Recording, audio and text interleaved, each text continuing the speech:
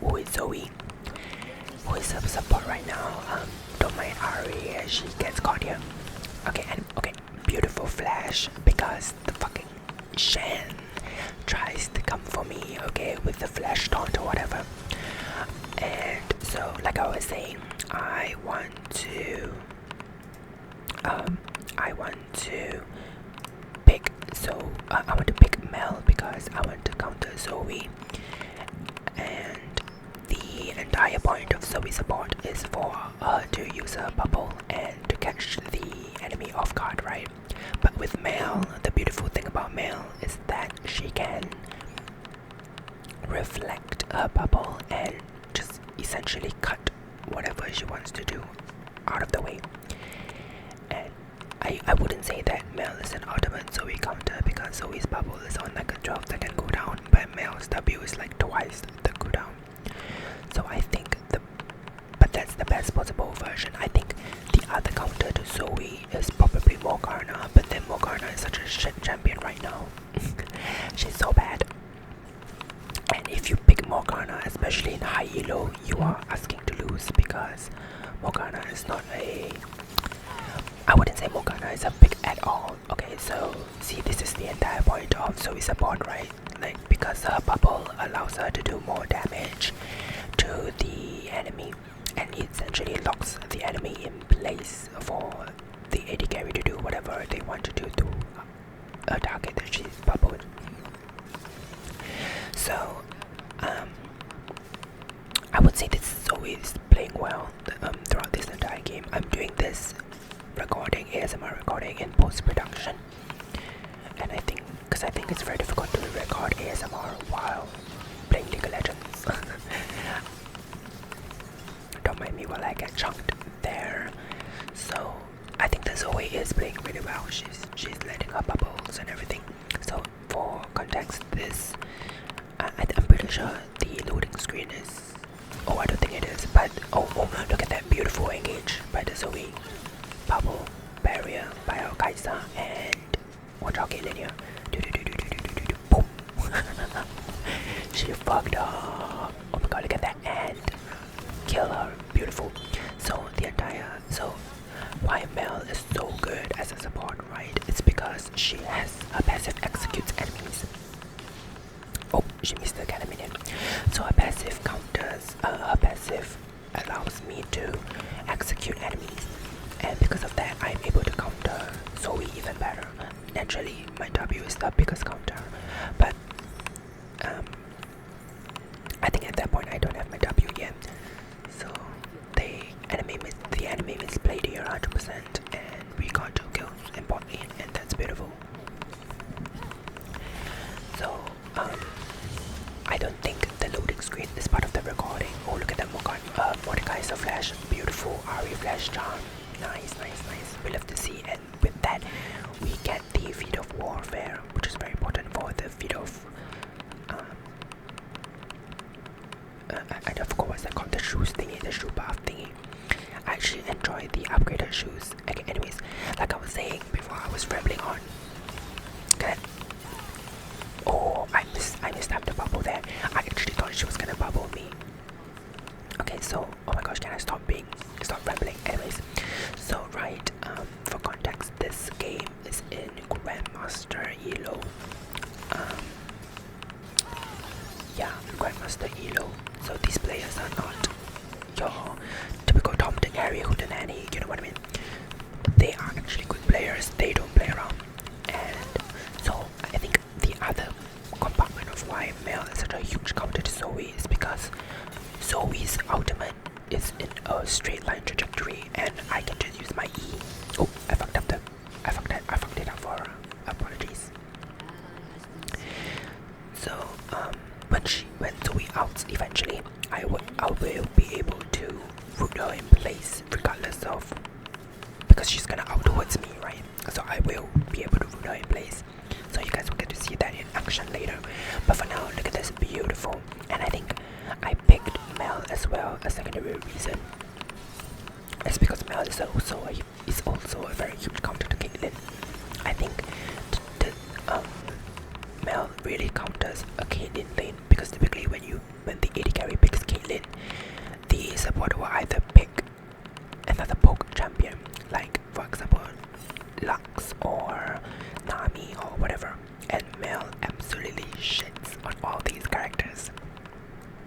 if I were to play Nami support, I will trust and believe ban Mel. Although I find myself to be really enjoying Sona nowadays. She's one of the best enchantresses. So look at that, beautiful, beautiful. I mistimed my W again, but thankfully just the thing was not coming towards me.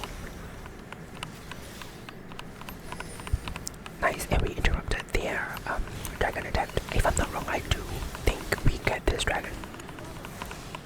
I think one of the most tilting things is when your team starts dragon. And oh, she actually hit the jump there.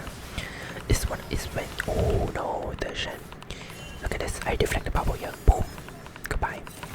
So one of the, see, like Zed knows, literally this is the power of male support. Okay, anyways, because I think if I wasn't playing male, the Zoe would have hit all her bubbles, and it would be a very terrifying lane. But because I'm playing male, I effectively cut a power spike by half. And because of, okay, it's because, right, like you see there, Mel's E is in a straight line, and typically when a Zoe kills, she will walk in a straight line, so she has to position better. So put here, boom, boom, boom, boom, boom, beautiful, wonderful. I think they die here again, so let's take a look here and see what happens. I'm gonna ward preemptively. That is one of my favorite wards as a support. Boom, boom, boom, counter the Caitlyn, boom, boom, boom, heal, boom, boom, boom. She fucked up. Okay, so I think what is really, really important here is for us to absolutely shut the Zoe down. A typical Zoe support. Oh, I walked into a queue. A typical Zoe support queue. So it's a typical AD carry to pair with the oh my god, I can't English. But a typical AD carry to pair with Zoe is MF or Lux. So when you see a Zoe support pick, friends and family and folks at home, go ahead and log in the male support if it's not banned. I will say if Mel is banned, I wouldn't play Morgana because she's really, really bad. But you can, only if it's a Zoe support, because Zoe support you can shield even after the bubble hits, so it's actually a really, really good counter. And when Zoe can't really escape Morgana ultimate. So if you're playing Morgana, you would want to look at, I blocked that here, look at that, beautiful. Oh, flash, flash, beautiful. See, the thing about playing high elo is that like everybody has like good reaction times. I can predict when to do whatever, and oh, she fucked up there. So, what was I saying? Oh yeah, I wanted to give you an alternative because Mel is actually quite a highly bad champion. So if you play Morgana against Zoe, what you want to do is to shield after the bubble hits, don't shoot preemptively. And the second thing is that, look at that beautiful Caitlyn counter. So the second thing is that you want to out as Morgana when Zoe ultimates, because if you ultimate Zoe before that, you can out away and cancel your R charge. I know this is a Mel video, but you know, I am giving you alternatives to help you guys climb. It's actually very easy. I think support is like one of the best carries to play. Only because if you don't play, oh, if she didn't bury that, I would have killed her. I think the set kind of baited us a little bit here because the Aria was already pinging that she was on her way. If I'm not wrong, he dies here as well. Yeah, you really fucked up here. But at least Caitlyn used both sums. But then Zed went to do like Gromp or something, and he really baited all of us. Okay, but anyways, I think support is one of the best characters to play in high elo to carry yourself. Because a lot of your teammates know what they're doing, and you just need to be a secondary carry. And I think for me personally,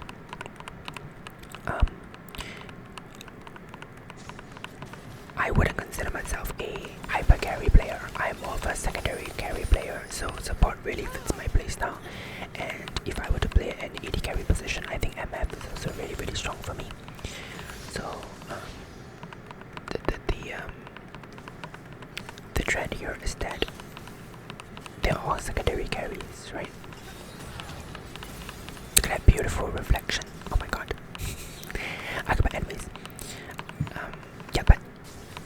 are in maybe silver or gold, I would suggest, or anywhere below that, I would suggest you don't play support to climb, because your AD carry doesn't know what they're doing, and your AD carry, and you can't really carry much, because your AD carry sucks, do you know what I mean? Oh, she stepped into the trap. Actually the game is getting quite fat here.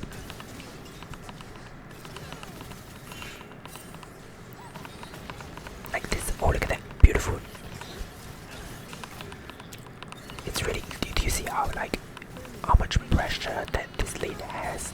If I wasn't picking Mel, because I pick Mel, I can trade back with my poke and I can reflect a bubble. So, but yeah, the best position to climb if you are gold and under would probably be AD carry. I will say you need to pick AD carry. Look at that, boom, wonderful. Because I already chunked her, and here's where my execute passive comes in, right? Because my execute passive allows me to kill them all, even when I'm not actually DPSing. I just need to apply stacks on them, and my Kaisa can DPS, and then I can ultimate to finish off the Zoe and kill them all with my passive, which is really, really good. But yeah, I think in lower elos you can play bot lane, and if you are a girly pop like I am, okay, so I buy Ardents here. I think Ardents is like the, sorry, not Ardent, Imperial Mandate. I think Mandate is one of the best, is the best item for Mel support. I used to build a mage wise, but I feel like Mandate is much better. Okay, the TF ultimates here, beautiful. Ari out the way, so we flashes to get the flash. And what you want to, okay, so important lesson here, what you want to do when the enemy support roams is to rush to get the first tower. You need to increase the tempo of your lane, because if your enemy roams and you don't get first tower, that is a double whammy, right? You need to punish whatever your enemy does. You need to punish. Yeah, but if you are good, like back to what I was saying, if you are a girly pop like I am, and you don't really like playing AD carries, you can play mage bot lane in lower elos, and it will help you carry yourself out of there. I would say when to safely start playing support and be confident that you are able to climb is diamond. I would say maybe emerald 1, emerald 2 if I'm stretching it. Actually, I retract that. No. I feel like the only way I would place myself in the position of a support is if I am is masters and above, because look at that. I root the Zoe even before, even when she's outing, so that's really, really strong. And boom, double kill, bam, boom. That's just a wow. Lasso tossed in the dark, and I got her. Because I didn't see her leave the lane, so I'm pretty sure that she's in the bush somewhere. And my Q, Mel's Q, does provide vision, so even if I didn't hit her directly, I would know where she is. But yeah, the reason why I play support in grandmasters and above is because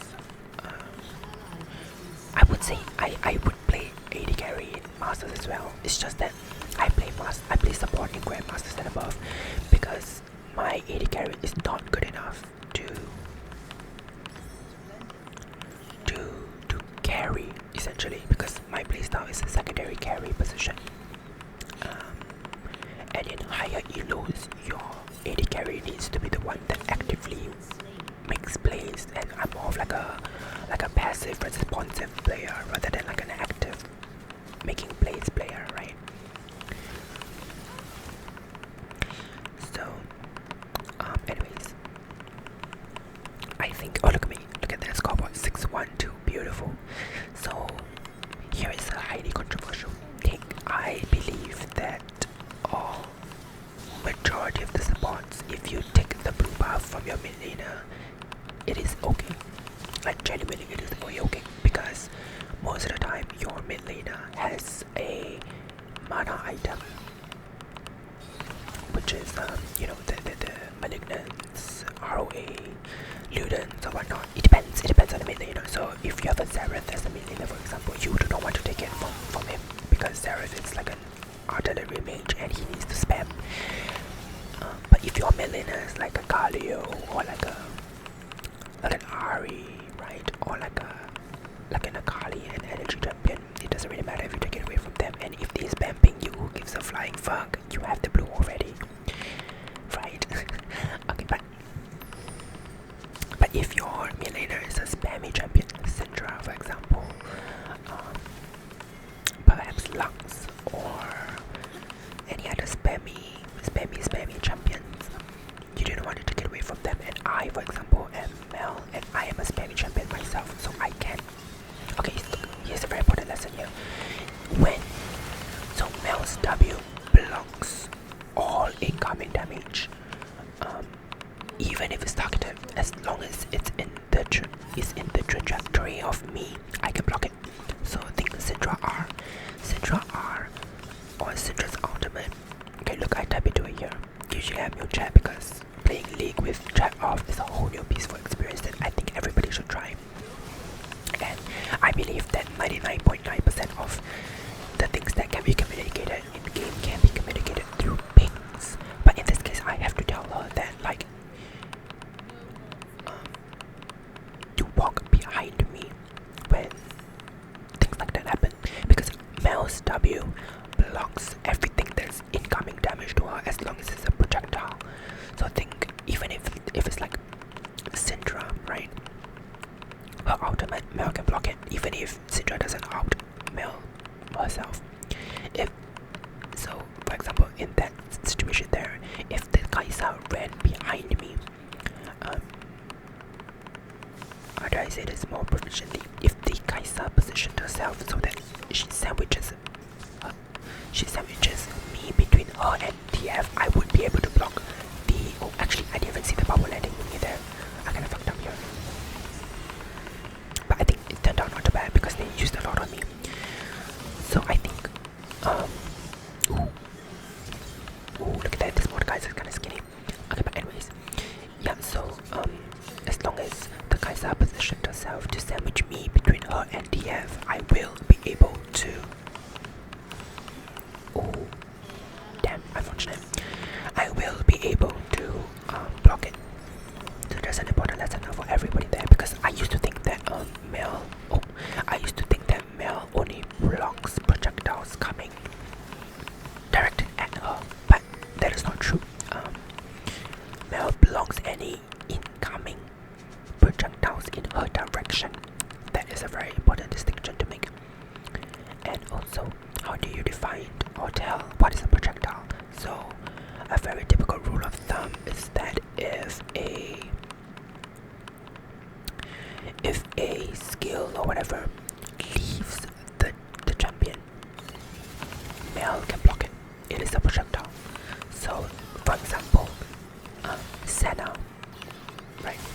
Look at that beautiful Caitlyn block. For example, Senna, right? Senna's auto attack, and look at that, I rooted her even when she ultimates. Isn't it amazing? Oh god, I love play Mel. This ebony enchantress is so good. Okay, but anyways, what was I saying? I forgot what I was saying. Okay, but anyways, like, yeah, so for example, Senna's auto attack and her Q, you cannot block that as Mel because it is not a projectile. It doesn't technically leave her body. But what you can block is Senna's E and Senna's W and Senna's R, because it does leave her body. I know Senna is like a typical, it's like a nuanced character where like everything's gonna agree with her. But majority of the times when things leave the body of the character, it is a projectile. So another example is Xerath, right? Xerath's Q is not a projectile because it is coming from within the character, so it is not a projectile. But Xerath's E is a projectile because it leaves the character.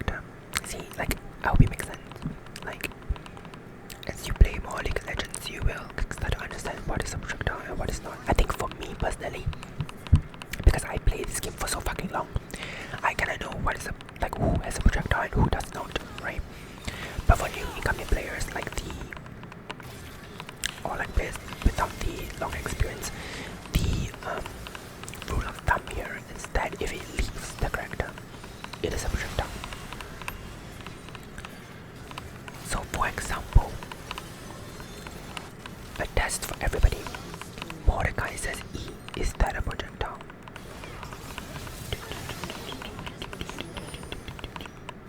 It is not a projectile because it is coming from within Mordekaiser and you cannot block that and you cannot deflect that. Kaiser's W, is it a projectile?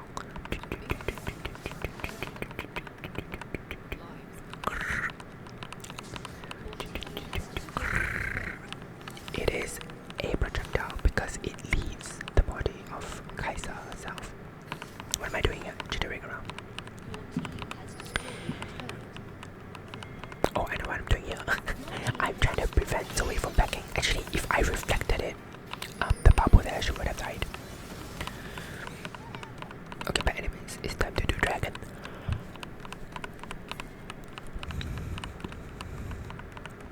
Let's see. Coconut. Oh my god, look at this.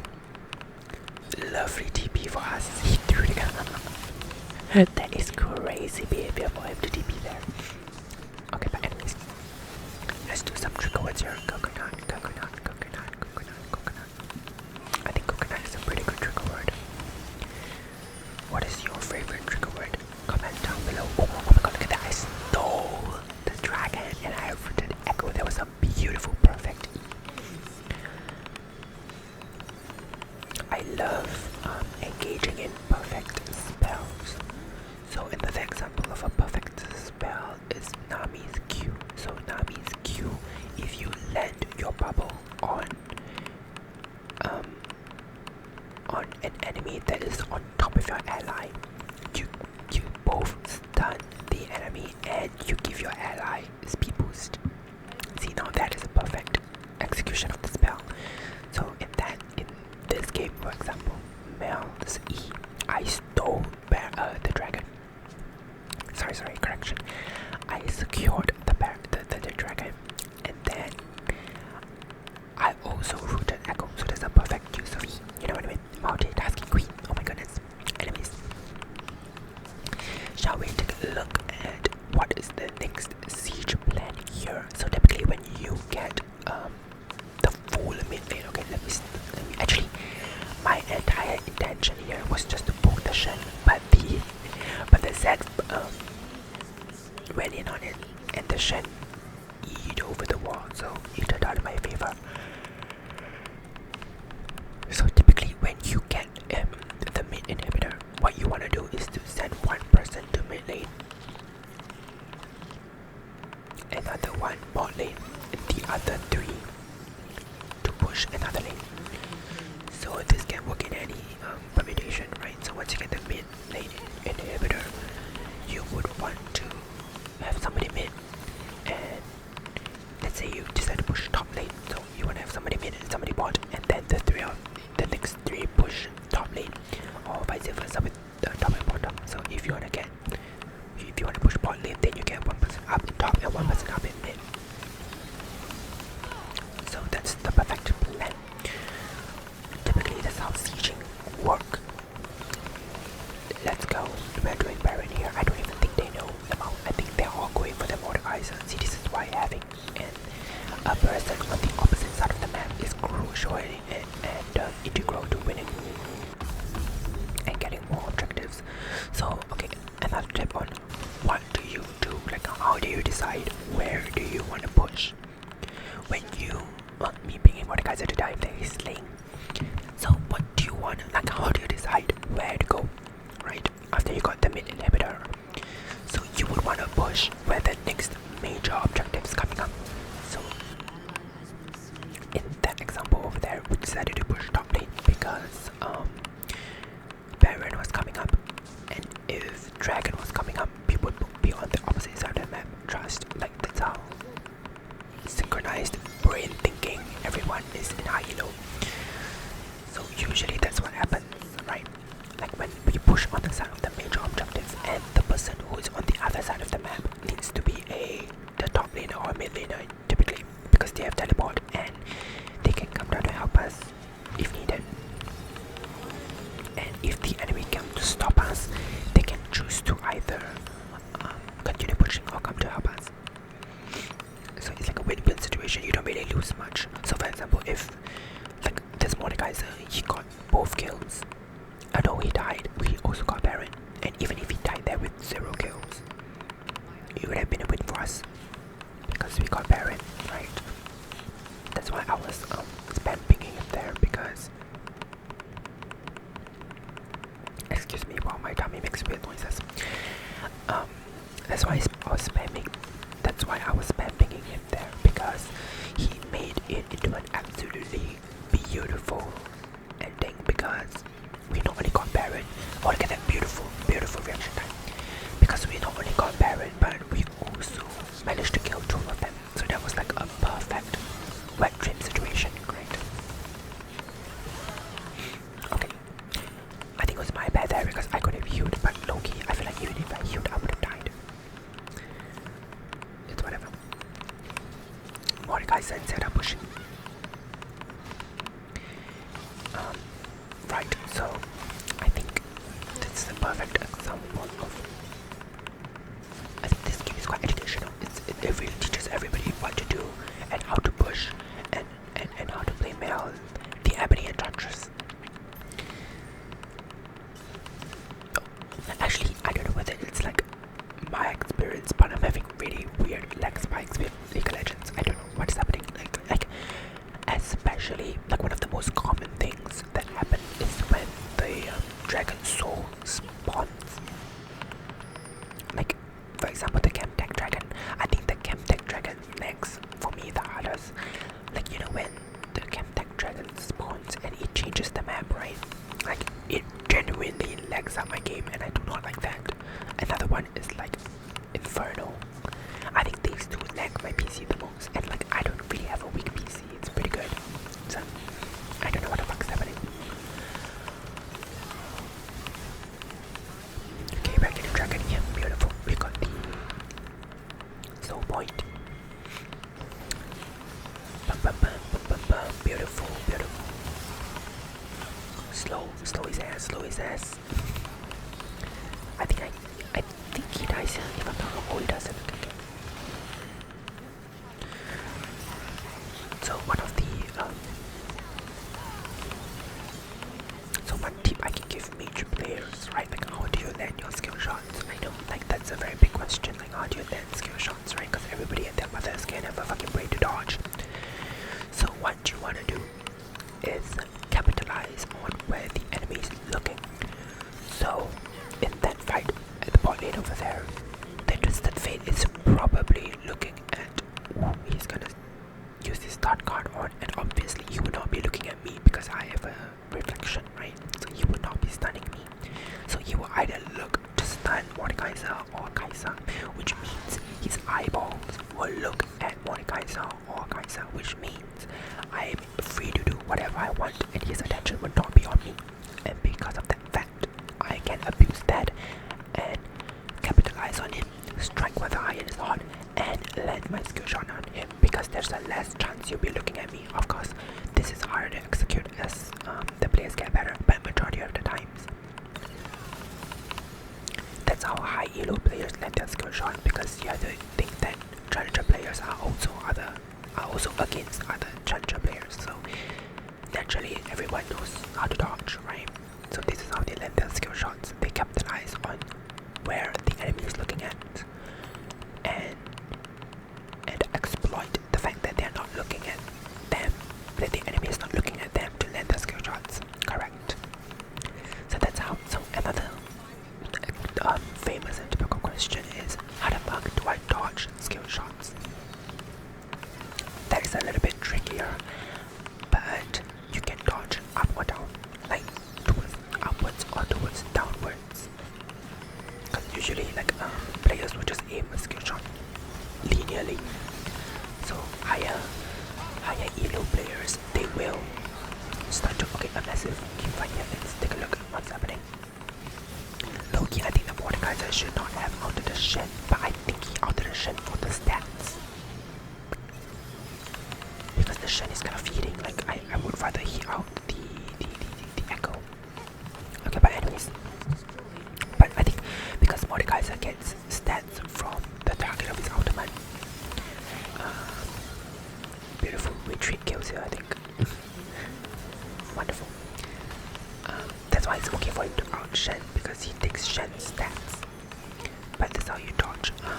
But also back to the conversation of dodging skill shots. That's how you dodge skill shots towards outputs or downwards.